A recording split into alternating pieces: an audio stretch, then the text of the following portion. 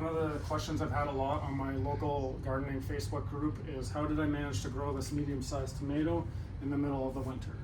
So I thought, you know what? I'm gonna shoot a video and show you how I did it. These tomatoes are called Scotia tomatoes. It's a medium-sized tomato and it's a determinate tomato, which means it only grows to about 3 or 4 feet in height. The way I started these was from seed. I did that about 5 months ago, and then I repotted the tomatoes twice before putting them in the grow bag. So if you come in here, I can show you more. What's in the grow bag? So what it is actually old potting mix that I've amended with a couple of things.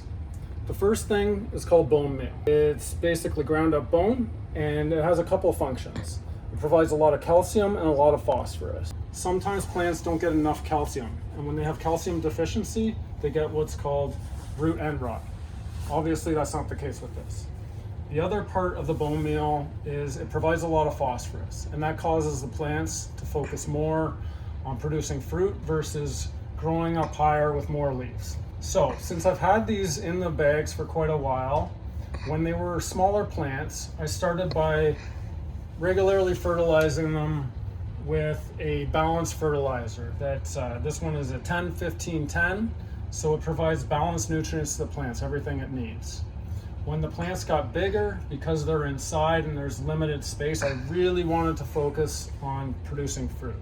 And so in order to do that, I also added another add-on to that. This is almost entirely phosphorus.